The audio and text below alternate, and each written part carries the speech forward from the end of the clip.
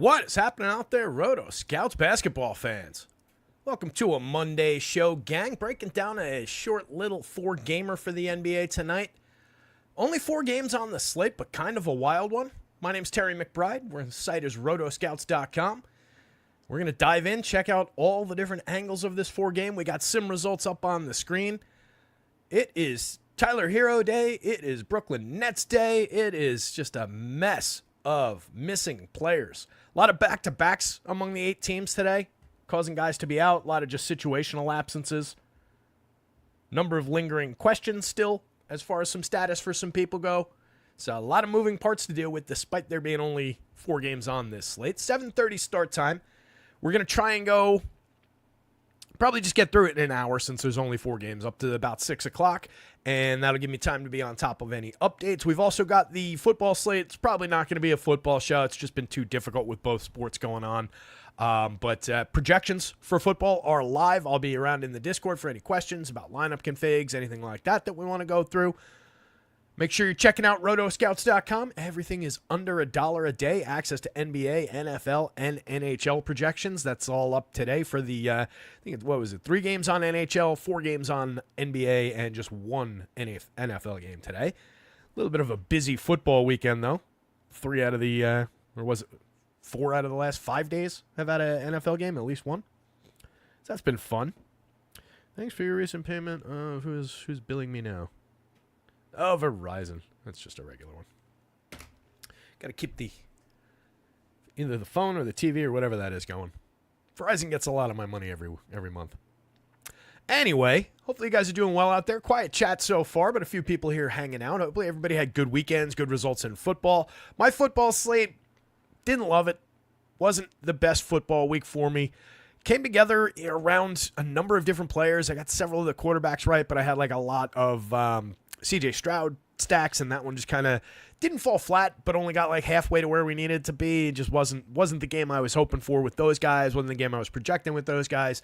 Been a big letdown season for the Texans overall for me as far as the offense, as far as fantasy football goes, but successful couple of days with basketball. It was a messy, wacky, weird slate yesterday, and we're probably going to get the same today, so let's get into it. Looks like a little bit of a quorum here hanging out. I know 5 o'clock start time, not exactly the best for everybody with competing shows, so I absolutely appreciate everybody who's here hanging out with us. Hit the like button. Give us a little bit of love. So, top of the board, Pelly's at the Hawks. 9-point spread. Hawks favorite in a home game. 231-point total in that one. Bear with me one sec. Let me just pop that back onto the screen. There we go. So on the Hawks side, there is, situationally, I think this is a game that will push some of these players into our lineups, but they're one of the more stable right now as far as like who's going to be out there, at least as far as the knowns right now. But they've got a few different pieces. Both Trae Young and Bogdan are listed as probable today. So if we get either one of those guys to not play, that could obviously be a definite go-to situation there. Brandon Ingram is questionable for the Pellies, so that could definitely open up some of the value that we've seen with that team of late, and then they've just got a lot of still missing pieces.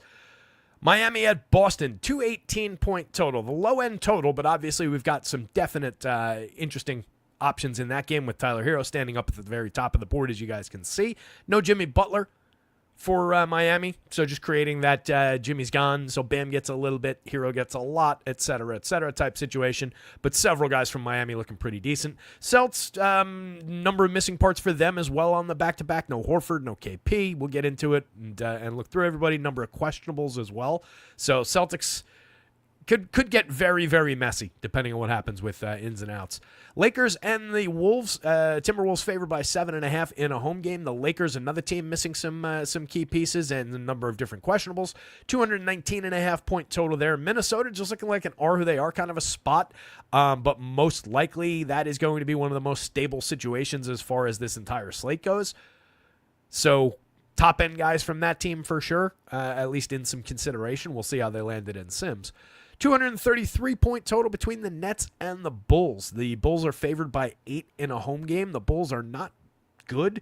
but they should push the pace. The Nets pick up some possessions in this game, so the Nets are projecting out really well overall, and then they've just got a lot of opportunity-based stuff going on with a number of guys missing, absent, questionable, etc. We saw the situations that created over the last couple of games, and it could be one of those nights again for the Nets. So on a 4-gamer, we are just getting tons of Brooklyn Nets. As far as the injuries, as of the last update, 4:15-ish, and I've been keeping an eye on any news. Probables, Terry Rozier, who's available. Drew Smith is also available. Trey and Bogdan are both probable.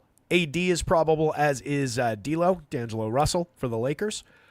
Questionables, Jaylen Brown, Jason Tatum, Derek White. So a couple key questionables for the Celtics, as mentioned. Brendan Ingram, Cam Johnson, Kobe White, Jalen Hood-Schifino, Austin Reeves, Cam Reddish, and Rob Dillingham. So we've got several of those Lakers just role player types that could just create a void of minutes down bench for some guys. On the Nets side, if Cam doesn't go, that's yet another piece that could be interesting in addition to the guys who are already known absences. And that list of players is Noah Clowney, Dorian Finney-Smith, Ben Simmons, Cam Thomas, and Zaire Williams are all out already. So if Cam Johnson joins that group of players who are out, that's all of their regular, go-to type NBA players. Now we've just got a long list. Apologies to Dennis Schroeder and maybe a couple other guys, but we've got a long list of cheap role players to work with that are going to see a ton of minutes in a soft game environment. So that's where all the Nets value is coming from, and we could get more of it. Kobe White being the only real, questionable piece on the Bulls makes that a little bit of a straightforward spot, but then getting into those Lakers role players again is just going to create a bit of a mess there. The outs, number of important outs: Jimmy Butler, Nikola Jovic, Kevin Love, Josh Richardson, Drew Holiday, Al Horford, Kristaps Porzingis, Jose Alvarado, Jordan Hawkins, Herb Jones is doubtful. They all continue to be out. Zion continues to be out.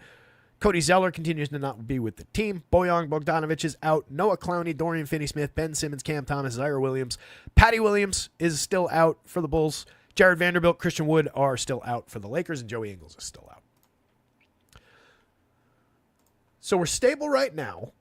For the known knowns, for everything we've got here, we've got an interestingly shaped slate. What I'm dreading is some of the chaos that's going to come from all of a sudden, both Jaylen Brown and Jason Tatum aren't playing, right? That could create a ridiculous change in everything that we're looking at here because more value from the Celtics suddenly just springs to life. So definitely a day to keep an eye on news. Definitely, not that they're not all that way. Definitely a day to monitor shifts in projections for some of these role player types. We're already getting a massive chunk of Sammy Hauser on FanDuel, not as much on DraftKings because he's 45 over there. But if this jumps into the 26, 28 range, this is already a 31-minute projection. But that's 31 minutes of him playing with Tatum, with Brown, at least in some of those stints. So his rate comes down. If his rate jumps because those guys are out and he's playing with Pritchard, Derek White's also questionable. So really, if you get just a mix of the role players here, that's going to make them look at some of these prices ridiculously important on this slate, and they'll compete directly with some of these Nets that we're already getting. 62% of Nick Claxton is uncomfortable, 40% of Cam Johnson, 38% of Jalen Wilson. These are FanDuel ownerships. Every key player on the Nets, anybody getting minutes is kind of important, and then even more so on DK. There's no one guy that jumps to the 60+% range, but this is a gigantic chunk of ownership. So a lot of key values could really, if those guys from Boston don't go most specifically, that could really shake up how those distributions fall between those two situations specifically. What's up, Bri? Bri says, hey, it's pretty underwhelming football results for me over the holidays, but we got hoops, so it's all good. Yeah, it's always nice to be able to claw back football with a basketball slate later that day. It's kind of what I did yesterday.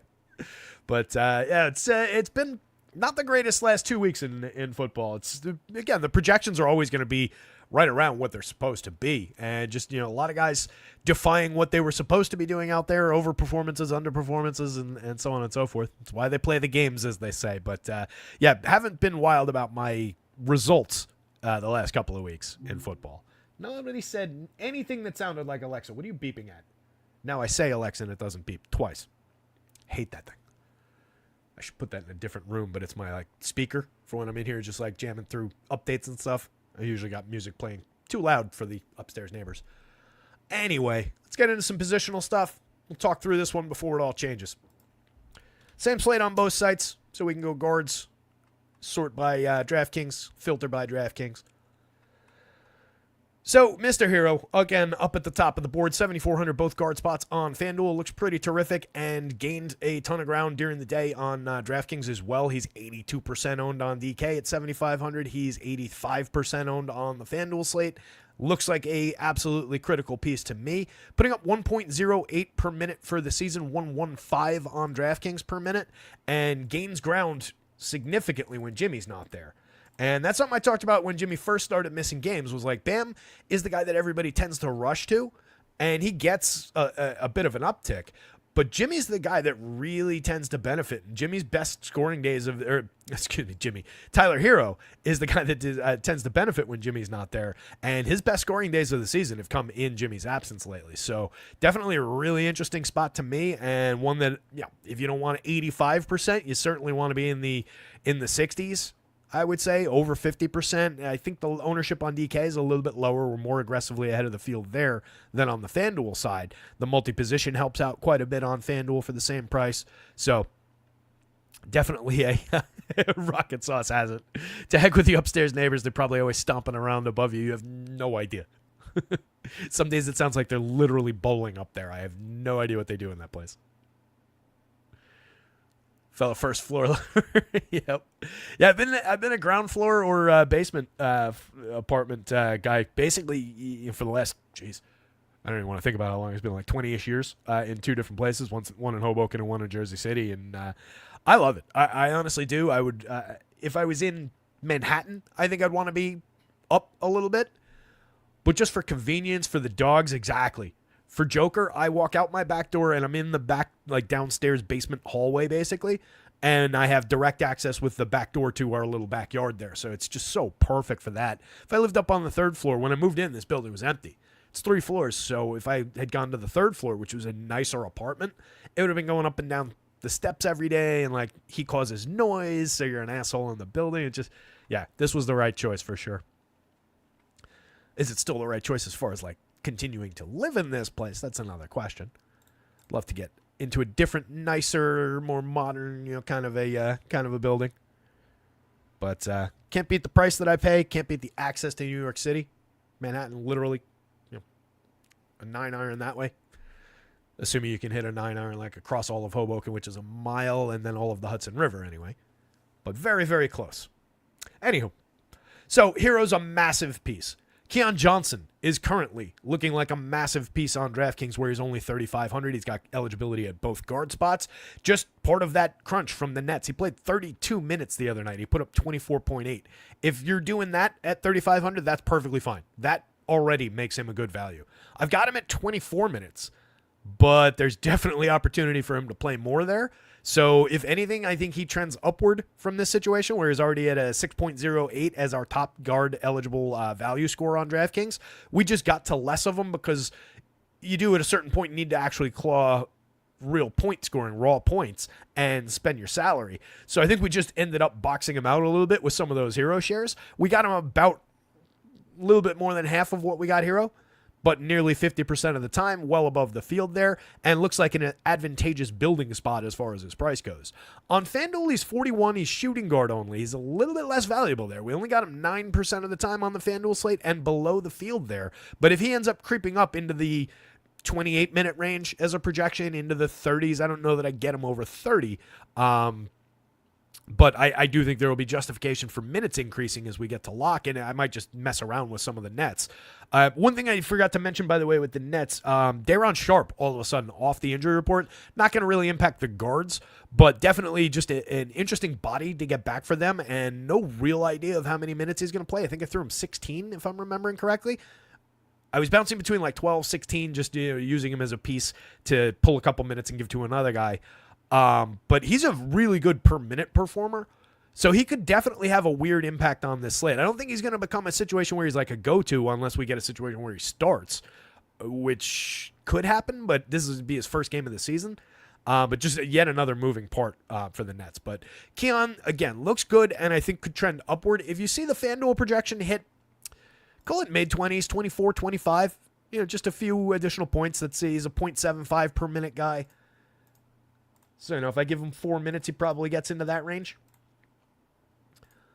If we get to that level, then I think he's more important. You're probably looking at like 25-ish% level with the field result on FanDuel. It's just a little bit light for that 41, that one position on FanDuel. But again, critical over here as a value piece. Mike Conley, just good.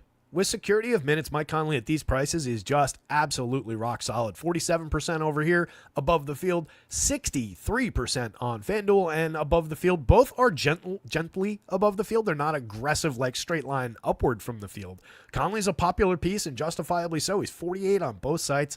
Point guard only, but doesn't really matter. He played 33-1 the other day. We talked just the other day about his trajectory toward 30-plus minutes, and he's right there.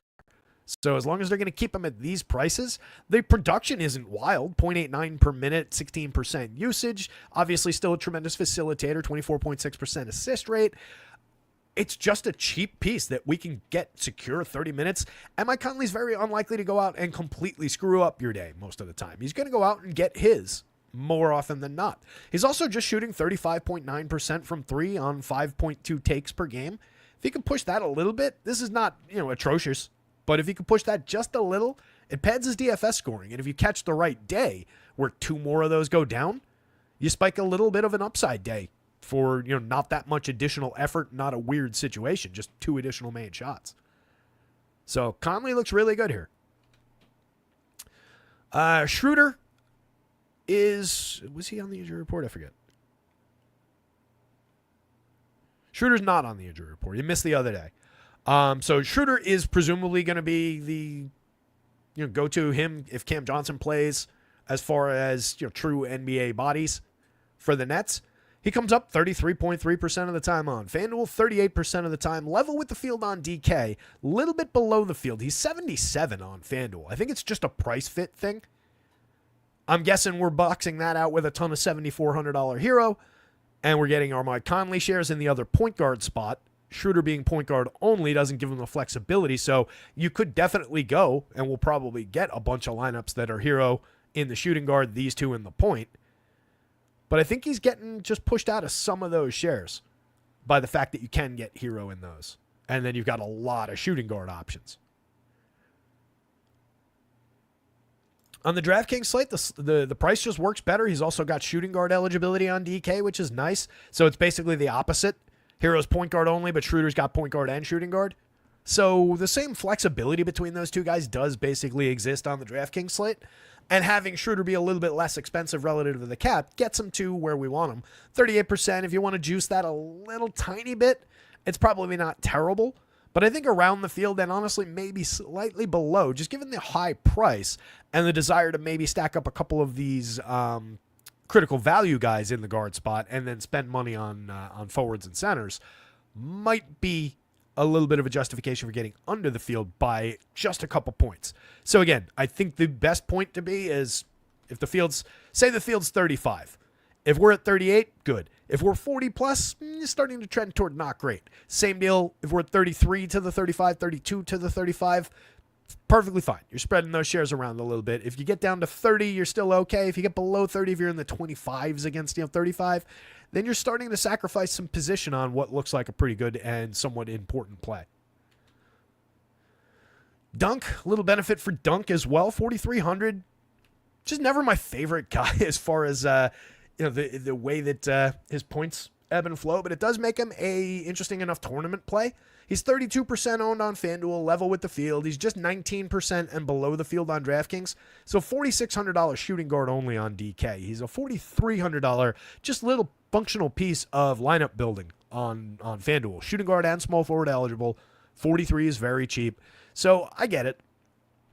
He's a 0.78 per minute player this year. That's with a 3-point increase in his shot attempts. 0.77 last year, so we didn't exactly gain a lot for taking a few additional shots. 0.84 per minute on the DraftKings slate. He's just shooting 37.9 from three, taking nearly 7 a game, and should have a green light to shoot as much as he wants out there in 32 minutes. Most of the numbers typically come in a 22-minute per night average, so we're getting an uptick in minutes. We're getting an uptick in potential roll. So Dunk looks good. So does Terry Rozier in the same unit. 59% of him on the DraftKings, on the FanDuel slate. Rozier's got point guard and shooting guard eligibility. 4,900, not a bad price to find him. He's just performing at 0.79 per minute for the season. But just last year, he was a 1.06 per minute player. This is not a great performance. 28 minutes, 24.7 FanDuel points. It's more in this kind of trajectory or territory than it is in this kind. But he does have upside back to that level. On a day with no Jimmy, he's going to have upside for additional scoring. So I don't mind, well, I don't mind a big slab of him on the FanDuel slate. At nearly 60%, we're only somewhat above the field, so I do think you need to go to that level. But maybe if you're peeling him back to around the field, it wouldn't be tragic on FanDuel. But right now, Sims are telling us, build a little bit of a position on some Terry Rozier. Not a great matchup against Boston, one of the lower totals on the slate. It's going to be a grindy, ugly kind of a game. But if it's scrubs against scrubs, then, who knows what the hell happens. 52 on DraftKings, we got him 18%. This is a comfier position, but he is a decent option. The price doesn't quite work as well on the DraftKings slate, especially when you consider the number of somewhat critical values at lower prices and same positioning. So definitely Terry Rozier looking a little bit more important to the FanDuel gamers out there. Bogdan, if he goes, really didn't hit the board. 0.6 on FanDuel for 5,600. He's only 4,600 on DraftKings, and he hit the board relatively. I was going to say relatively hard, but that's incorrect. So I just stopped at relatively, and that didn't make any sense whatsoever. He hit the board a little bit.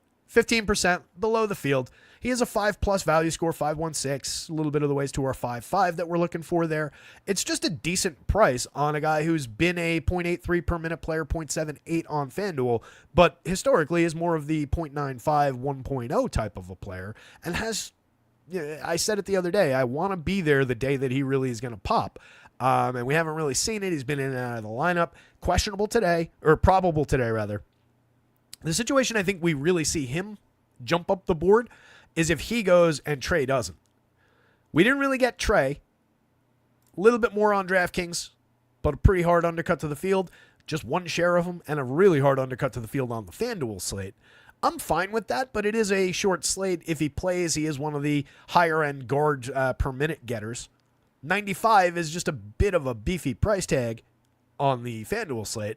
88, a little bit more comfortable here. That's why we're getting a little more. But Trey's good. 1.28 per minute on DraftKings. More valuable in a per minute sense on the DK board. 1.21 on FanDuel, but was a 1.27 FanDuel player last year on a little bit more usage. Any given day, especially against New Orleans, I mean, Trey could go out there and light this one up. So I have no issues with grabbing a few additional shares of Trey, level him back toward the field on DraftKings. But just the way he fits into the slate mathematically, he's not looking like a killer piece. If he goes and Bogdan doesn't, it's not really the same benefit. I don't think that it would be the other way around. But if you wind up with Trey in a handful of lineups across 150, or if you wind up with Trey in 5 out of 20 lineups, is it a tragic mistake on a 4-gamer? No. Could you optimize those lineups on this side of lock and make them look better for what we are mathing out? Yeah. So it just depends on which approach you're taking. I like the nearly 35, nearly 40% of Ant on FanDuel. 9,000 shooting guard and small forward eligible. On DraftKings, he's point guard and shooting guard eligible. 9,300. Doesn't bounce off the cap quite as well. I like that positioning for him. This just kind of, there are a lot of shooting guard, small forward eligible players on this slate. Not that he's not exceptional among them. But if you could drop him into point guard on this slate on FanDuel, that would be a major, major piece. On DraftKings, it's really not coming up as much. You're just getting soaked up by a lot of those values. And then that extra couple of $100 against the DraftKings cap just really not working for him. But just like with Trey, if you get more Anthony Edwards, and we're undercutting the field here probably by about half, but if you get more Ant, if you get more Trey, those are good per minute players. 119, 128 for Trey on DraftKings. So you're not necessarily making a mistake as long as you're building them into a well-constructed lineup that opens up that spot. And now I got an open guard spot with 9,300. Don't know what I sacrificed along the way to get there. But if you drop Ant into that spot, no issues. Perfectly fine. If you end up with double that, 15%, like I said, that would probably be right around the field. On FanDuel, though, he looks like a pretty critical piece. 36%, level with the field, one of our better overall pay-up options. And it's just a rock-solid short rotation where everybody's got their role, plays their role very well. Or if you're a Minnesota fan, not that well. Poor Julius Randle. Can't get loved by any fan base that he's ever joined.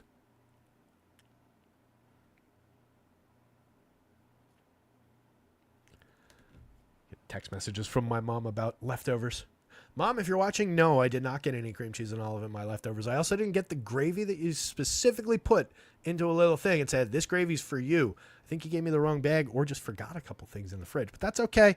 We're a few days beyond leftover territory at this point on Monday. If you guys don't eat cream cheese and olive, man, missing out. One of the best combinations in the world. You get yourself a nice everything bagel, and I'm talking about like a New York bagel. Right? I'm not talking about like a California bagel. Like if you live in California, I'm sorry that you can't get bagels. Send away for them from New York. But if you have a New York bagel, some cream cheese and green olives, pimentos in there, it's the best.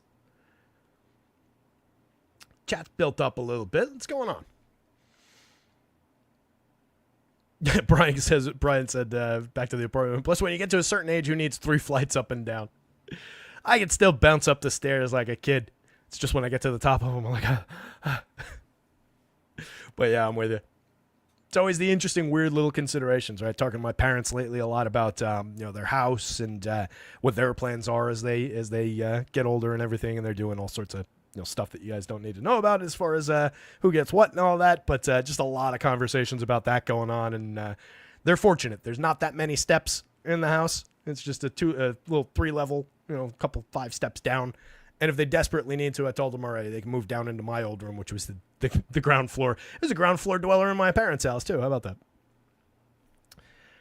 Hit that like button, please, says Nas. I appreciate you, Nas. Thank you, buddy. Appreciate you reminding me. Hit the like button. Hit the subscribe button as well, so you know when these randomly scheduled shows go live. Check out rotoscouts.com for all your projections needs. Everything under $1 a day for access to all of the major sports, all of the main slates. So check that stuff out. Brian says, not an ageist comment. Oh, yeah, I wasn't taking it that way, Brian. No worries. Randall has a propensity for boneheaded decision-making. He does. He also has a propensity for being a little bit of an emotional player out there. I don't know if you saw him kind of angrily firing the ball at Rudy Gobert, I want to say, like the beginning of last week. And Rudy, mishandled the pass, and Randall just basically walked off the court. But, yeah, not a lot of love for T-Wolves fans with my former Knicks. We've talked a lot about Dante DiVincenzo already, and just that sucks. He's all the way down here. Poor Dante. Drawn 2% on FanDuel, 0 on DraftKings. Just the minutes are essentially non-existent. I've got him at 23 tonight. He played 21-7 in their last game. He's averaged 26, but that's been in a tailspin. He hasn't been the player that he's supposed to be, and they definitely haven't gotten what they need from him. So I get it. But it's just kind of a shame because, dude's a good player. He's a good defender. He's a good three-point shooter. Not that you know it from his 32.6% on 6.8 takes a game. That's been the big missing piece for him. 49.7% true shooting for the season is not Dante DiVincenzo, but just looks lost right now. And it's a bad situation that seems like it's getting worse as far as how they're handling it. So hopefully they can find a decent deal and maybe move him out of town. I'd love to bring him back to the Knicks and put the Villanova 5 back together, but I don't know if that's in the cards. But Randall is another guy. Randall, good stat stuffer as far as all 3 categories. We talk about it all the time. We'll get to the forwards in just a minute. But I don't know that team is necessarily as bad as the fans might want to make it out to be right now either, though. Where the hell were we? Shake, 1% FanDuel, 6% DraftKings. Another guy who could just benefit from a minutes crunch with the Nets. I've got him at 26 right now, 4,200. Came up a little bit as a mixer on the FanDuel slate. Came up a little bit more for 37, point guard only on DraftKings. But we're talking about a 0.66 per minute guy, 0.69 on DK, 13% usage. Limited even when he's a backup stepping into like a starting role. Every now and again, you can get a little bit better of a performance. And 0.76 is definitely, a little more noteworthy last year. So wouldn't totally shock me if Shake came through as a decent enough value play. And if you kick it up from 26 to 28, 30 minutes, he just gains ground. I don't think anybody that you're currently seeing coming up at least usable for the Nets right now is going to lose ground. Right? We basically know the situation for most of the guys. And then we've got a couple potential wrinkles, most specifically around Cam Johnson. So everybody would just get better. Derek White, if he goes 6% below the field on FanDuel, 6% below the field on DraftKings, he is one of the 3 critical pieces that are currently questionable for the Celtics. So this is one, it's the complete opposite scenario. If Derek White's out there and Jaylen Brown and Jason Tatum are not out there, through the moon. If Jaylen Brown is out there and Jason Tatum and Derek White are not out there, you get it. So just watch the combination of which of those guys are active. It's projected with all 3 guys in right now, and we got a decent amount of Jaylen. I think I might have skipped over him, and I skipped over Peyton Pritchard, too. He was a critical piece from the Celtics. So let's talk Boston real quick. Jaylen's coming up 18% on FanDuel, 11% on DraftKings. A little bit below the field on both sites, but definitely fair shares on both. And given how our curve below the field is fairly gentle, if you want more Jaylen, take more Jaylen. It's perfectly fine. 112 per minute on nearly 30% usage for the season, and just full expectations if he's out there that's exactly what we're getting from him. So love the player. No issues with having a little bit more of him than we got, or right around here, 15% is also perfectly fine. Somebody asked, I think, at the beginning of the show about Peyton Pritchard. At 5,500 point guard and shooting guard on DraftKings, we are getting him 10%, but a little bit below the field.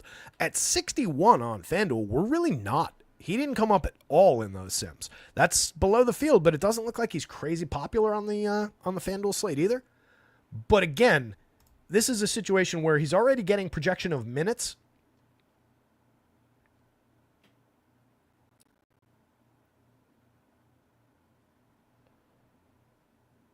Yeah, so that's single digit. And the ownership will go up, right? The public's not stupid. So they're going to follow the ownership up the ladder if, well, the people who advise the public are not stupid.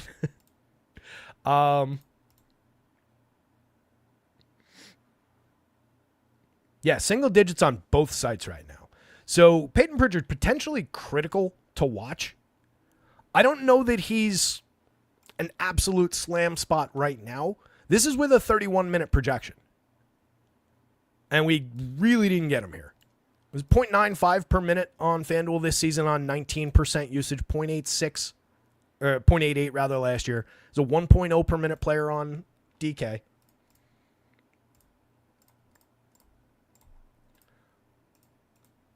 I've got him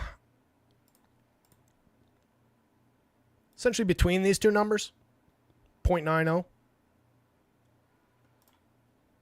So, I mean, you could give him a little bit of a uptick in projection, point and a half, just in the raw sense, if you're talking about just pure fantasy points. You could do that right now and just give him a little bit of a nudge back toward his current year performance. But where he becomes potentially critically valuable and where you would see the ownership rocket to the moon is if Derek White is out, is if Jaylen is out, and so on and so forth. So just a major crunch with all 3 of those players currently questionable, and that's probably the biggest potential shakeup on the entire slate. The Nets, we kind of already know it, unless like LeBron and AD both choose not to play, which would be another weird one. So let's see, we covered these guys. We talked Derek White. D'Lo, mix and match piece at best on both sites. 4,400 on the DraftKings slate, point guard only. 5,100 on FanDuel. I've got him just at 24 minutes with some missing bodies, and especially if they end up with more missing bodies, he could play a few more minutes, which would make him a little bit more interesting. It's just not been a great season for him so far. 0.90 per minute on FanDuel, 0.93 on DraftKings. It's a pretty big downturn. Yeah, not a happy situation around D'Lo in Los Angeles right now. If you have a few shares, particularly if some other guys don't play, you're fine, but not looking like a priority, even with that low price tag on either site. And we actually were trending upward on D'Lo the other day. We were ahead of the field a little bit on D'Lo the other day. IO 7% on FanDuel, 5% on DraftKings. If you get no Kobe White, then maybe we get a little bit more IO. Right now, Kobe White coming up at 7%, 1%, but he's currently questionable. Levine also right there, same territory. All the Bulls right now, just basically in that exact territory. So both of Levine and Io would pick up a little bit if Kobe White doesn't go, but probably call it like this 7%. You could redistribute between those two if you wanted, but it's probably also spent better elsewhere. Same deal over here. It's only 1%.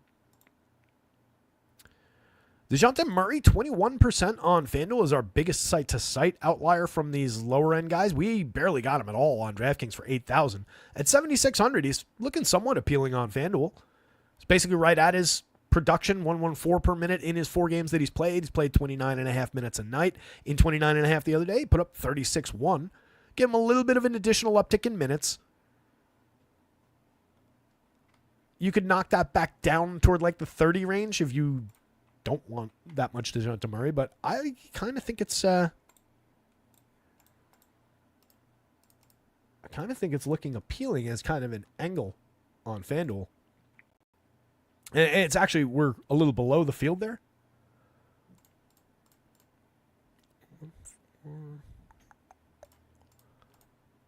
And I actually gave him a little bit of a haircut from where the model was saying to put him. Let's see. The hell is he? There he is. Yeah, 30 and 33 in the last 2. So I'm pretty comfy with the 33 minutes.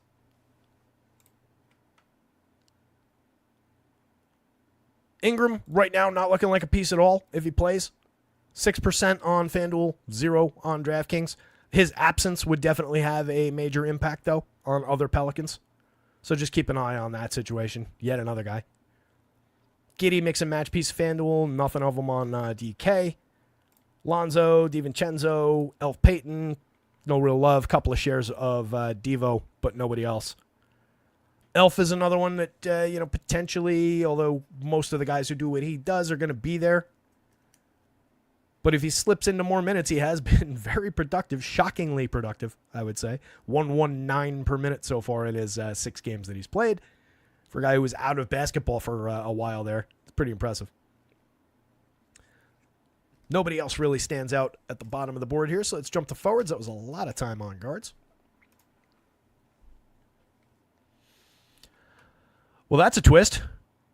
Rocket Sauce is announcing that Tatum and White are in and that Hauser is out? Was that what you just said? Hauser is out? That is not what we were expecting. So, yep. All right. Jalen remains questionable. He's sick. Sammy Hauser is out for personal reasons. White is available. Tatum is available. Okay. Again, I wasn't expecting that, but we're going to lose our Sammy Hauser shares, which is significant on both sides. Major impact to, I would say, a number of these Nets who are already drawing major ownership on both sites. Losing Sammy's $4,500 salary, small forward, power forward on DraftKings is just going to immediately lead to more shares of $4,700 Jalen Wilson, $4,400 Trendon Watford in the forward spots, and then some of these downboard guys. The Celtics-based impact, I think, is probably most favorable for Derek White in that situation, and then especially if Jaylen Brown doesn't play, that's another absolute smash for the upside for White. And then Tatum just looks better and better as things go on. So that's a really interesting outcome for the Celtics, and not at all the one we were expecting. That's fun. There's Tatum right there. If anything, we gain ground from this situation, and now we know he's going to play. 23%, little below the field on the FanDuel slate. I'd be happy to have more, and I would probably look to have more, given the changing situation. And since they confirmed the other guys and Jalen's still questionable, it does kind of lead toward a little bit of increased skepticism that maybe Jalen doesn't go. It seems like we'll probably get, an hour from now, or a half hour from now, that's a game time decision and so on. But 139 per minute from Tatum on FanDuel, 145 per minute on DraftKings. Absolutely rock solid star caliber piece. He's expensive, but worthwhile and gaining ground as far as these things go. Trey Murph at the top of the board here, 69% on DraftKings for 6,200. Nice. 35% on FanDuel, basically level with the field on FanDuel. 7,000 over there, small forward shooting guard. We've got a lot of moving parts in that price range, but he is one of the more productive 1.93 per minute FanDuel on 24.1% usage. That's the exact same rate as he put up last year on significantly less opportunities as far as scoring. So in a raw NBA scoring sense, he should be able to do more given that 6-point uptick in usage, and that should lead to more per minute production. So just continuing to look like a really solid piece. If there's no Ingram, he only gains ground. So another player who is right now a priority and would be more prioritized if the situation changes in that team. Trendon Watford, 4,100 on FanDuel. 50% exposure to Trendon Watford on the FanDuel slate. 46.6% on DraftKings for 4,400, power forward and center eligible on both sites. Just got him getting half the minutes at that center spot and coming up looking pretty good. Played 24.5 the other day, put up just a 20.1, but at the very cheap prices, you don't need much more than that to be able to succeed there. And the ability to move them around between power forward and center is at least kind of compelling. Jalen Johnson, an actually good player, 1.22 per minute, 1.23 per minute on the DraftKings scale, 30% of the time on DK, 44% of the time on FanDuel, and now with some forward spots to shuffle around and a lot of moving parts that are suddenly in more motion. That was clunky. I think it just could potentially lead to even more aggressive shares of Jalen Johnson. Big price difference across sites. FanDuel gives them the positional flex with small forward and power forward, but 91 on FanDuel versus 82 on DraftKings. That's significant. We got him a ton, though, on both sites. I'm happy to have it. If Cam Johnson plays, he is a critical piece for the Nets as well. $6,400. He's a fair mid-range option on both sites, 66 on DK.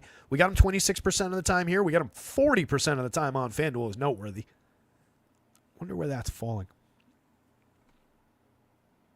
Basically, everybody's got multi-position except for Randall, who he only got 18% and below the field. Like, look at all these multi-position eligible power forwards. It's really only Randall. Can that be?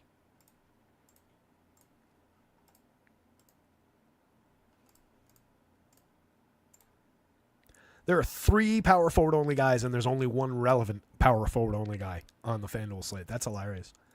Julius Randle, and we got him 18% and below the field. Every other power forward option has multi-position eligibility. That's how much of a scramble there is for positioning and shares on this slate. So it's really difficult to nail down where those shares might be falling.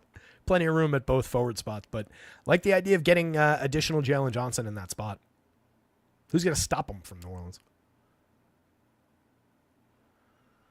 Shooter, we talked about. Jalen Wilson with a 33-minute projection, 4,500 both forward spots on FanDuel, looking pretty solid, 38% and above the field there. 4,700 small forward only on DraftKings, 37% gently above the field on both sites. I think that's right where he belongs. A little bit more than the field, but maybe don't run off and hide with your Jalen Wilson shares, because we are talking about a 0.66 per minute player on FanDuel, 0.70 on DraftKings. Slightly better, 0.04 of a point per minute better last year. So that's one... Yes, situationally, price-wise, minutes-wise, all those things bounce off one another to create exactly this situation. But I don't know what the ceiling looks like really beyond this. 26, he's going to be one standard deviation gets you 30 in low 30s, if above 30. 2 standard deviations put you in the mid-30s, which is great production for a $4,500, $4,700 price tag. Just don't expect him to go out there and put up 50, right? He's not going to do that for you. So know what some of these big plays are all about. Bam, just 9% on the FanDuel slate below the field. 35% at 8,100 and with the field on DraftKings. I wouldn't mind a few additional shares of Bam, but this is exactly how Bam's been working out for us. He just gets consumed by, for one, all those shares going to Nicky Claxton at the center-only spot. If you lower Claxton a little bit, I think it would directly benefit Bam ownership, and I think it's reasonable to lower Claxton.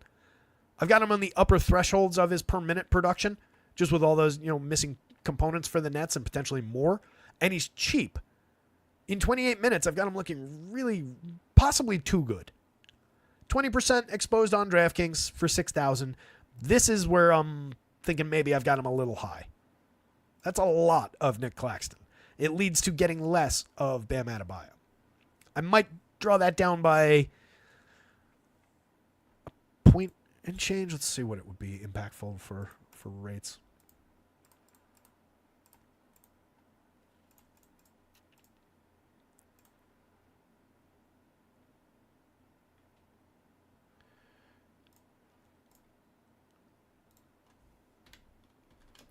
The reason I didn't want to take it too far in knocking him down is the model actually loves this spot for him.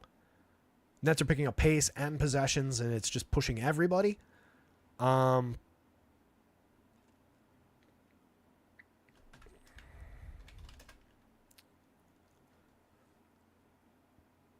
If you put him in like a normalized game environment, you could conceivably take like 3 fantasy points away from him. And you would still get him, but I think a lot less. I just think that the situation and the overall just the matchup against Chicago just kind of supports upside, and it's got to go somewhere. But I don't love the way he's soaking up all those center shares on FanDuel. On DraftKings, I think it's just more functional because you can put multiple guys in. So you can get your Bam shares and you can get your Claxton shares if he ends up looking good. You're getting a bunch of AD in that mix. You're getting Tatum pretty strongly in that mix. So there's a clear path to multiple stars on DraftKings. Luke Cornett in 26 minutes, benefiting from the missing bodies in Boston. So his name is Keta, who is around here somewhere, I'm sure. Or potentially, I guess he's probably center only.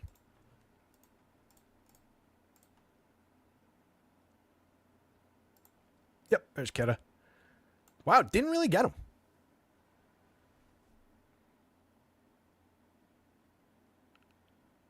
Might see that change, swinging around the starting minutes with Keta, and especially with some additional movement for Boston. This might change. Keta's been decent, 0.90 per minute on FanDuel, 0.87 per minute on DraftKings with better performance last year, and the ability to spike decent per minute upside. I was expecting a little bit more when I filtered that. We really didn't get much of them, but again, a very dynamic situation going on in Boston right now. Let's get back into the forwards. Just a couple guys left to talk about, I think. Onesie, twosie shares of all these guys, including LeBron James, just 5% on DraftKings, but 27% of LeBron on the FanDuel slate. Pretty critical looking piece over there. Again, Randall as power forward only, the only important one, power forward only. We got him 18% of the time. That's perfectly fine. That is below the field. It's Julius Randle. He's playing the Lakers. 61.4% true shooting, 20% assist rate, 10.2% rebounding rate. Julius Randle, for as flawed an NBA player as he might be, does stuff every category pretty well. He is an underrated passer. He's a okay rebounder for his size. He's an okay scorer. He's only shooting 33% from 3 right now. That's not helping him out. 4.7 per game. A couple more of those fall in the first, 20 games or whatever, the first 19 games of the season. I think the Minnesota fans would be singing a different song about Julius Randle a little bit. So always fine getting him in lineups, but we are pretty firmly below the field on both sides. Alexander Walker mix and match piece came up more on DK at 4% for 4,000, 4,400. Doesn't really hit quite as hard on FanDuel. Just a little bit of a high price for a 0.79 per minute player when we've got so many different values in the same territory. If you swap him into a couple lineups, though, as just a functional piece to replicate production from another $4,400 guy who's similar but more highly owned, it's okay. But that's not really the pivot you're looking to make. Talked about Levine. THT, just 16 minutes, no real love. Decent per minute performer. When he steps into additional minutes, he starts to look real good real fast. But no expectation of that. Rui, Jaime Jaquez, Haywood Highsmith with some missing bodies from Miami, picking up a little bit. FanDuel, nothing really on DK. 7% Jaquez, 3% Highsmith. Below the field on both. They're just cheap with picking up some opportunities, some minutes. 10% to spread across the two. If you want to level it to 5% each, that's fine. If you want to completely punt on both players, that's also probably okay. Between the two, Akez has been the better per minute performer, 0.96 per minute this year, 0.81 last year. Highsmith just comes in at 0.72 across the board both seasons. Highsmith has a better minutes projection, so you're getting more minutes, worse per minute production, and it just kind of levels them both to where they're just kind of meh. Nothing down there. Again, a couple shares of Ingram. If he doesn't go, it creates more situational advantages for other guys on the Pellies. You don't really see any of Brandon Boston right now. Jeremiah Robinson Earl, Javonte Green, all those guys drawing basically no shares right now.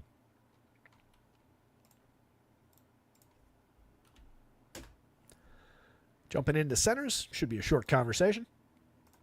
We've already talked about a lot of these guys.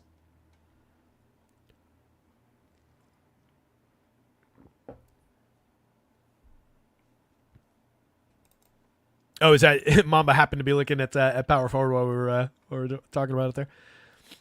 Rocket says Trey and Bogey both in. Makes sense. There were probables. It was just a little bit of something to talk about with the Hawks, right?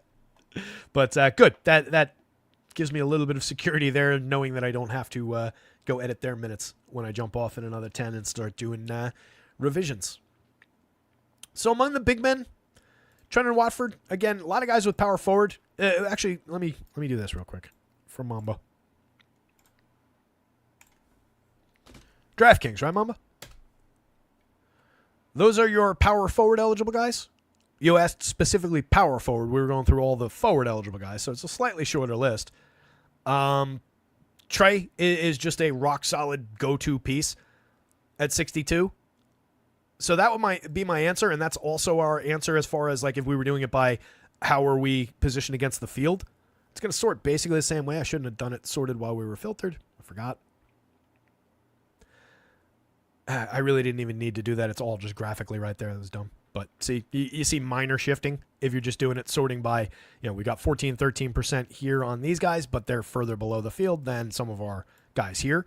But our most exposed against the field, highest leverage guy, as you're saying, Trey Murphy. And then followed immediately by Trenton Watford, who we were just talking about with his center eligibility. Watford's been at 0.93 per minute on DraftKings. I have no real issues with it with expectations with just 24 minutes projected. So again, just with the additional missing bodies for Brooklyn, a lot of their bigs are out. Just a direct line to benefiting Watford. He played the 24 minutes that I've got him projected for the other day and put up just 20 fantasy points, though. So do not expect him to go out there and put up a 50-point night, but he's looking like a decent building block for value that buys you those 50-point guys in other spots. Bam, again, 35% center only on DraftKings, just 9% center only on FanDuel. That's one that I would not mind clawing back a few shares of and leveling back to the field because, again, with no Jimmy there, that does directly benefit Bam to a degree. Hero's the one that I really want, but I do want my Bam shares in that situation. No issue on DraftKings. We got him 35% of the times, right where I want to be. It's level with the field, 8,100. Cornette for 39 was already looking like a piece on DK. Could benefit even more. I've got him at 26 minutes. I had Keta at 22. If you see that flip the other way, then play it the other way. Partly depends on who starts, but there's just a big-time crunch. I don't even know how many bodies they've got, really. Let's see.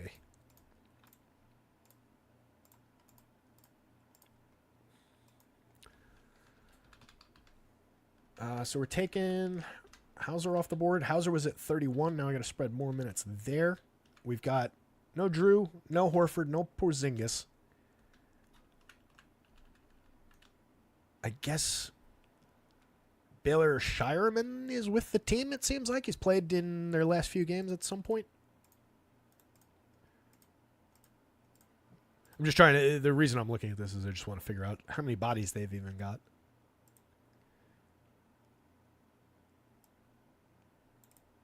Yeah, Shireman played the other day in the game where they were missing a bunch of guys. Just 5 minutes, but it looks like he is actually with the team. So that would be just, if you see him pop up, that's just me throwing away 4 or 5 minutes that I don't really know what to do with.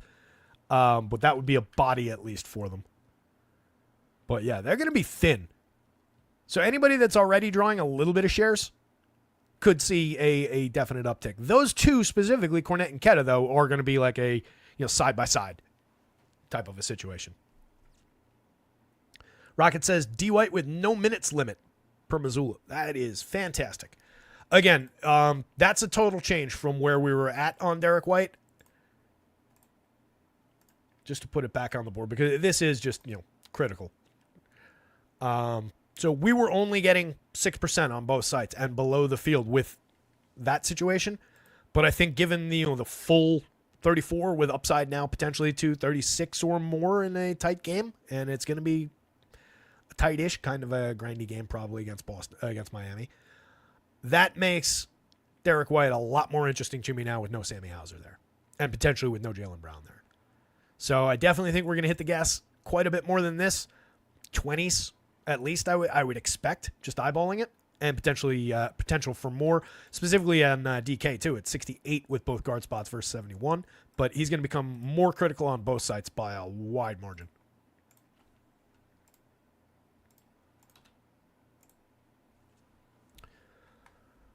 AD 62% on FanDuel looks like a pretty significant investment over there for 10-8 on DraftKings. We got him 24% of the time and level with the field.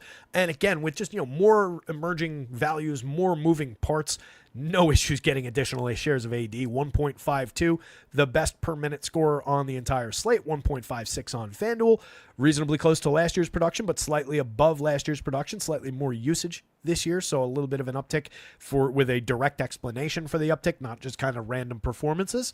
Love the AD shares, and him and LeBron together, no problem with that. We're getting LeBron just 5% on DraftKings. He's got power forward and center over there, 27% on the FanDuel slate. So LeBron looking a little bit more critical for FanDuel, where he's power forward, small forward for 94. Very, very functional high-end piece as far as moving pieces and parts between those forward spots on FanDuel. 1.30 per minute on that side, 1.36 on DraftKings. Oh, that's why he's down. Remember, we're sorted by our biggest advantage over the field now. Maybe this is the way I should always do it. Is it better this way? Because, I gotta keep an eye out for guys like Nas, where we got 14% of Nas, but we're technically below the field. But is that better? Because this is illustrating we're sorted now by where our advantages are more than where our raw exposure is. I think graphically this would be the better way to present it, but I don't know that talking it through it would be the better way. And it causes even more chaos over on comparing site to site.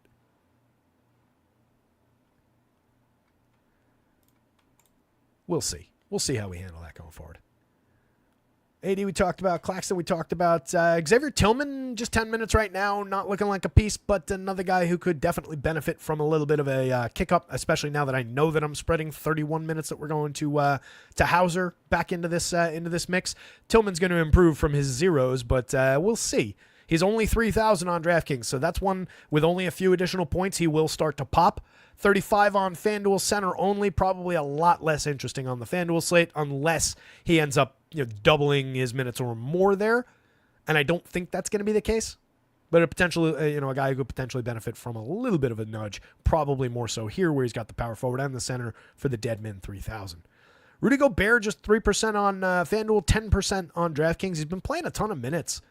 I've got him at 36. He's been playing into the 37, 38 range recently. So you could give him a little bit of a nudge for additional shares, but I don't know that I want more than 10% Gobert there. I don't know that I want more than 10% over on DraftKings. 0.88 per minute on DK, 0.90 per minute on FanDuel. The ultimate collector of fantasy points versus creator. Not wild about Rudy. 42 and change minutes the other day. He put up a 29.9 on FanDuel. It's not going to win you a slate at 6,900. It's just not. And those are ceiling days for Rudy. Not actual true ceiling, but you get me. Exact same exposure, 5% and below the field on both sites for Vooch. 8,000 on FanDuel, 8,400 on DraftKings. Against a depleted Nets front court, I would have no issues taking a few additional shares of Vooch. He would probably, in a total vacuum, outside of price and positioning or anything, he'd probably be my favorite bull from tonight. I like him better than Levine, Giddey, Kobe White, Io, etc., etc. But we're getting a pretty firm undercut from the Sims, and I have a suspicion that a lot of it on DK is going, well, one, for those value guys, but we've also got a bigger share of Bam on DK. We've got a big share of AD on DK. So I think he's just getting gobbled up by the availability of salary.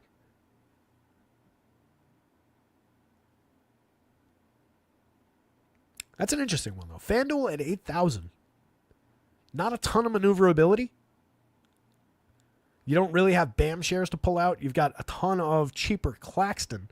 So it would be a matter of working a lot of different positional changes. You're changing like 3 positions to get from those Claxton shares to those Vooch shares. But again, if I do knock this down by another point or 2, we get less of him, and we would be a little bit differently configured. So we might have a little bit more room for additional Vooch shares. If you level them back to 10% on either site, I think that's all right. Misi, mix and match value on DraftKings, 5.3% for 51. Clint Capella, same deal, 4% below the field, 54. Just kind of split minutes among the bigs for Atlanta. Okongwu's right here. We got 2% Okongwu because he's got power forward eligibility on FanDuel at 54. They're both decent per minute performers, 1.03 per minute out of Okongwu and Clint Capella at 1.21 this year. It's just we pretty much get like a, at best, 26-22 split favoring one guy, and it swings back and forth a little. I don't love either one. They're fine if you wind up with 1 or 2 lineups with them in. No problem.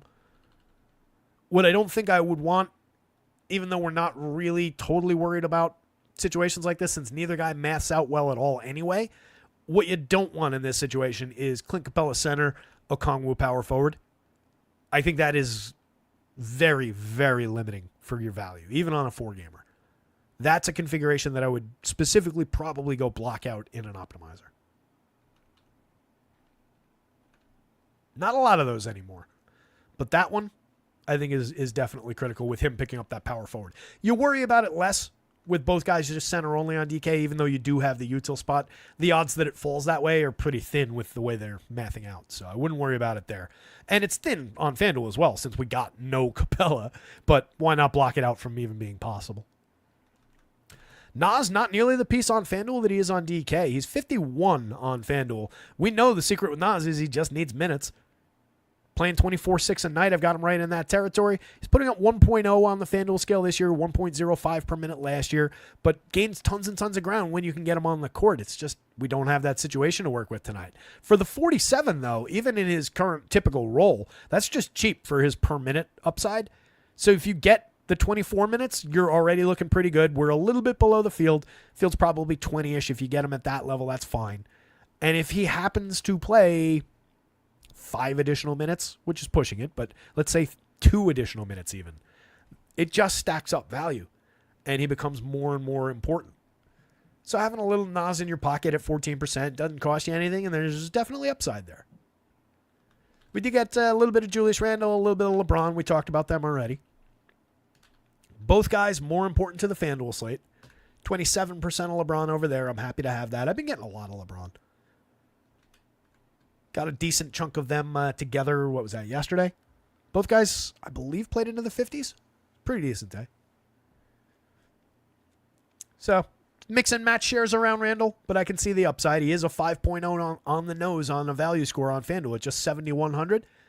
I'll remind you, 5 is the value score that's our functional magic number. 4.92 on DraftKings when we're looking for 5.5. It's just a different play. 77 on DraftKings, 71 on FanDuel. And again, the only power forward only guy. So at least you know where you're putting him if you get him. If you're hand building, you could start by just power forward Julius Randle. And then you could make your next move a point guard Mike Conley. Right? Power forward Julius Randle, point guard Mike Conley, shooting guard Keon Johnson, and go from there. Or, obviously you could swap one of these position only guys in. And that's not your best starting point as far as that center share or that power forward share. But it's an approachable one with upside. That is always, to me, an interesting way to just hand build a lineup on FanDuel, though, is just grab these guys who are critical, right? Grab my one position guys who are critical. So let's say it is Nick Claxton day. He drops in the center, Conley drops in a point, and now I got this gigantic list of guys with multi-position that I can move around, but you can still kind of work around the other spot single spot guys. If I want Schroeder, I can block off the second point, but I probably don't because I want to see what that lineup looks like with Hero at the point. And then I've got all those shooting guard spots where I can get to multiple small forward shooting guard guys. A lot of my small forwards, though, look like they're small forward, power forward on this slate. My most valuable small forward shooting guard guy is Dunk, who plays on the same team as Hero. Not that is not a situation where I would sweat that at all, but just came out of my mouth. Jalen, if he goes at 85, is a different price fit. So maybe Hero that then does go to the shooting guard, and now I've got that open point. So maybe I can get Schroeder. Or I'm mixing in my Rozier shares. Again, now I'm stretching with him. I don't love that option, but he is mathing out fantastic. But he's also got that shooting guard flex. So maybe it's both Heat guys in the shooting guard spot. And then we're getting Ant in the small forward. We don't have Sammy Hauser to work with anymore. We might not have Cam Johnson. So Ant in the small forward spot looks fairly important if we're getting those guys into the shooting guard. And then we're probably getting that standalone point only for Schroeder. You could get it with DeJounte Murray, though. So it's just an interesting way to build as far as just, all right, I know that I want that guy and he can't be moved. And that creates those are the rocks in the stream that the river of your lineup build flows around.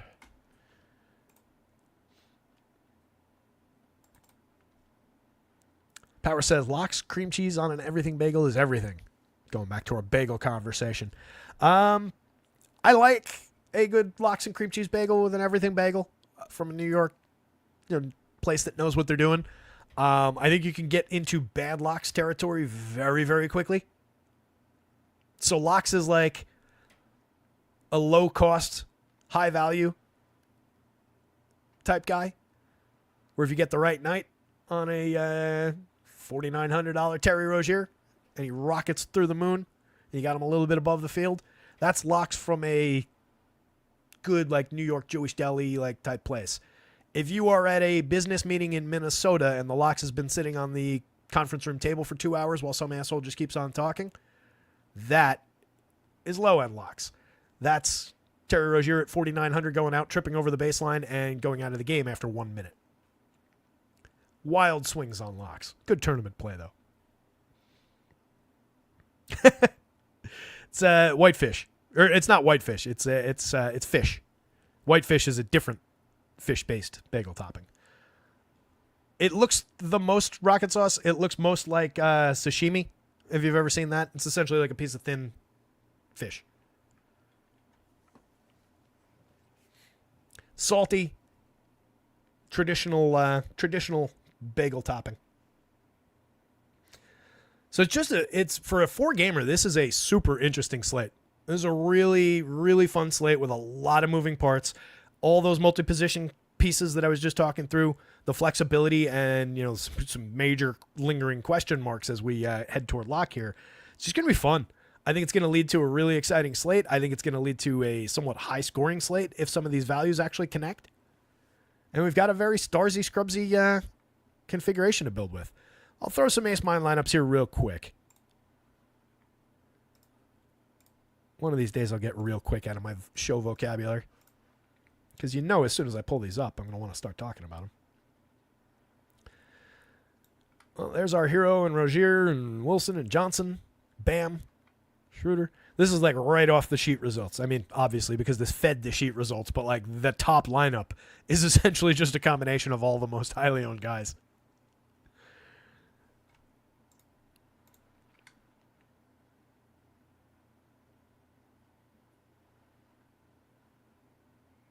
Lot of Nets. An uncomfortable amount of Brooklyn Nets, New Jersey Nets. Whew. That's going back a ways. Don't play any Derek Coleman today. Drazen Petrovic. He was a hell of a shooter. Petrovic in a modern NBA would be a max player.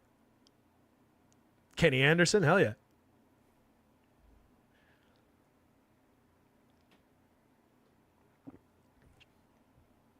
There you go.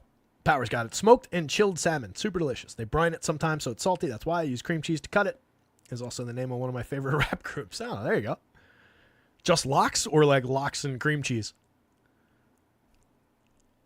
It's a fun rap name.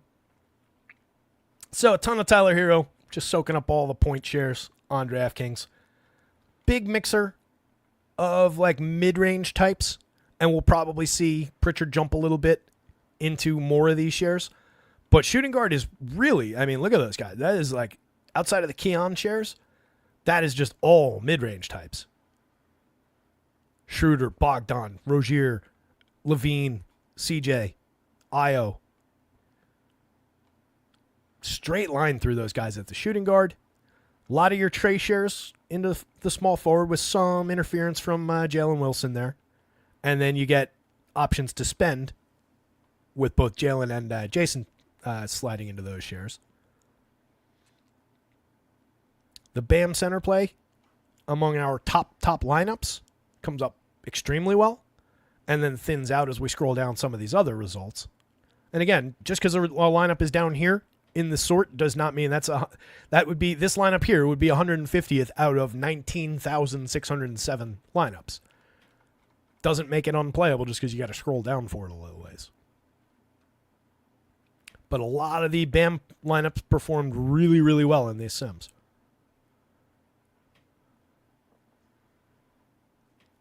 AD and BAM with Trey, with Hero is an interesting configuration. So most of our spend is going BAM. Hero's not exactly cheap. It's weird though. Maybe it's just the name recognition impacting me a little bit as far as trying to like put a label on this with Starsy Scrubsy, because it does look, configuration wise, these do look more balanced than I was expecting, but it's not really, because Jalen is an expensive star, but from like the second tier of stars. Same deal with Bam. Not cheap, not a superstar, but a star. Tyler Hero, not cheap. Top end guy from that, maybe next 2 tiers down, but still not cheap. Schroeder, not cheap. Trey, not cheap. So these actually come up a little bit more balanced, but still with the option for like 2 stars in them. It's just your stars are not necessarily like breaking the bank, I guess. I don't know how I'm trying to put that. But each of these, like Jalen Johnson, LeBron, Jason Tatum, Bam, and then all of them basically have Tyler Hero. So you get Hero +2 in terms of the stars, and then you fill it out with the values on the role players. Is almost essentially what all of these lineups look like.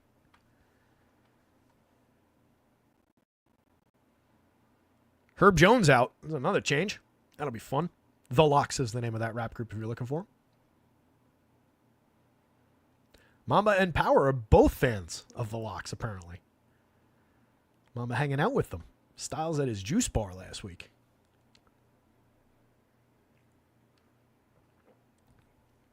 I would pull up one of their songs, but I don't want to get like blacklisted for copyright violations. Not that you guys would rat us out, but I think YouTube just picks those things up via algorithm. Anyway, scrolling through some of these lineups for you. Catch some inspiration there. Pull up FanDuel, see what that looks like real quick. And again, by the way, again, these are almost pointless because this is an entirely different slate already, given the changes we already know. Those will be updated momentarily at 6:15. FanDuel is super straightforward.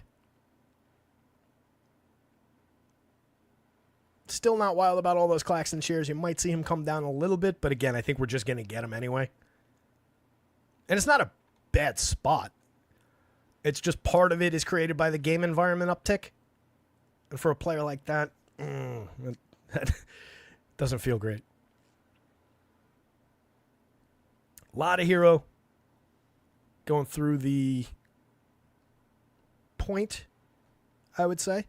Primarily Hero Conley configurations in a variety. You're getting Conley with Schroeder, Conley with Rozier. Same thing with Hero. But one of those 2 guys is in essentially every point guard share. And then you've got flexibility to the shooting guard for Tyler Hero, which is he's pretty much falling in any of those shooting guard spots if he's not in the point. So you pretty much have him in almost every lineup, as we knew. I don't know. I kind of like this top. I don't love that, but I kind of like the rest of this top lineup. It was totally jibes with everything that we were seeing. Ant and LeBron in terms of the stars. Trey, Hero, Schroeder, Conley, Rozier. A little bit of an old guard right there. Oh, fuck. I meant like the old guard, right? Like the old guys coming in like, like in that movie Battleship when the old guys have to like fire up the old World War II thing to come save the day. That's these guys. I didn't mean that they are guards. I stumbled into that pun. A lot of AD. If you got to pick one between the two, Lakers, I think you do go AD more often than not. But LeBron definitely more important on the FanDuel slate and should be plenty of ability to get to both of them. And they look pretty good together. But if you have to make the choice on both sites, I do think it's AD.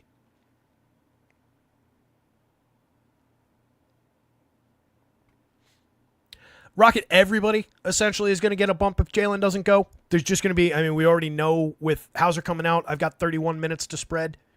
And then if Jalen doesn't play, that's another like 36.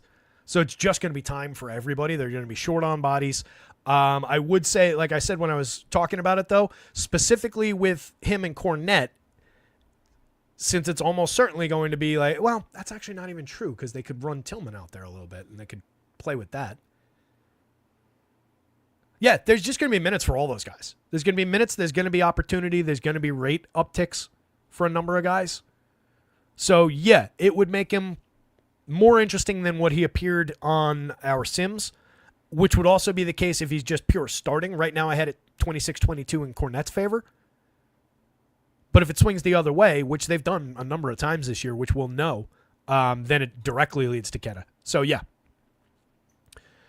Dillingham, less important. Kobe White, yet another big wrinkle to the slate. So that's going to make your Levines more valuable. That's going to make your Ios more valuable. Yeesh.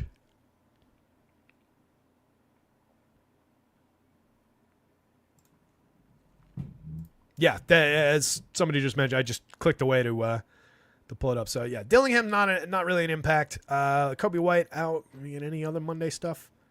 Herb Jones, got to deal with that. Ingram is a game-time decision.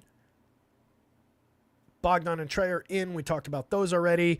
So between Ingram and Jaylen Brown, we've got two major pieces that we're going to know just like a half hour before game time. But it's good to know the Kobe White one. And, yeah, that's going to definitely be an impact. We talked about it a little bit during the show there.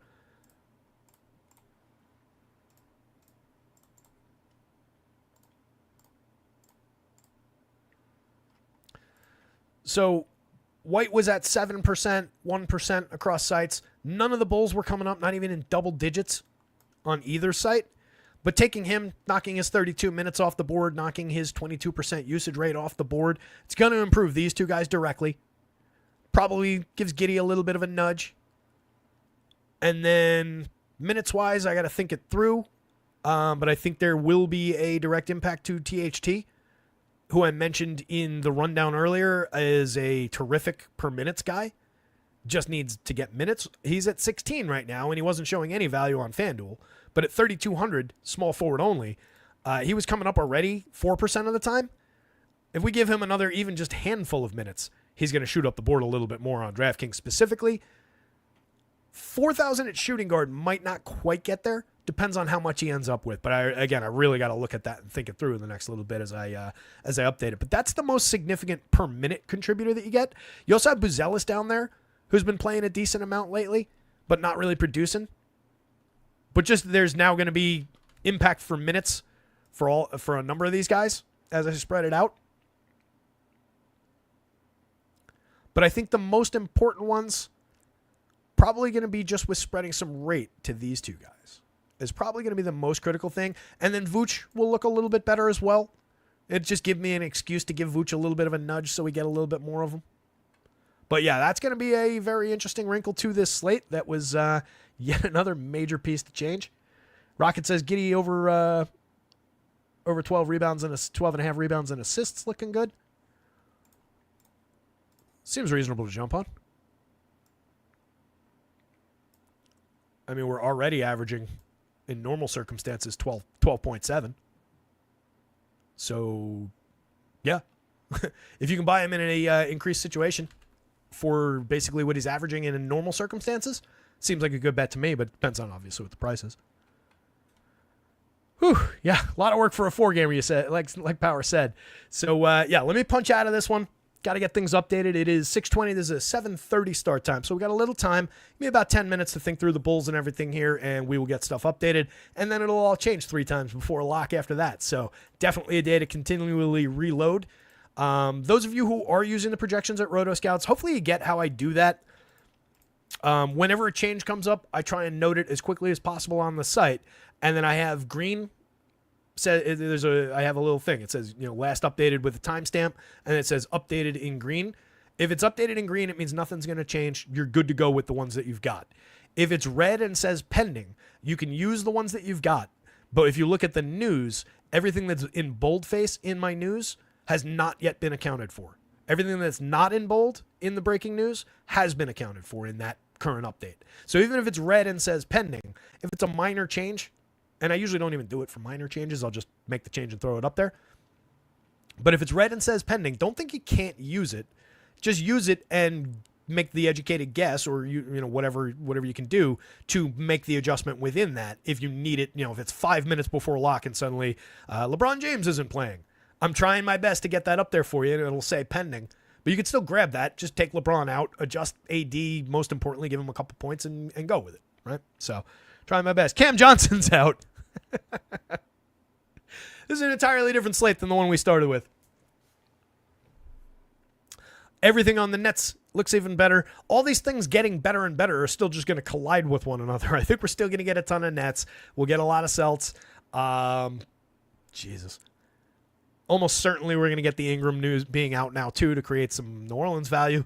Let me get out of here so that I can get on top of this stuff, guys. Keep an eye on the site, rotoscouts.com. Everything under $1 a day, NHL, NFL, and NBA in action tonight. Get access to it for under $1. Weekly, monthly, and quarterly plans available. So for $6, you get through next Monday. Get multiple showdown slates, every NBA and NHL main slate in between, and you get all of next Sunday for main slate football for under $7. I think it's $6.90. Not a bad deal. All right. Let me jump on this, guys. Good luck out there tonight. Somebody go win something. Share it with me when you do. And we'll be back tomorrow for more chaos. Adios.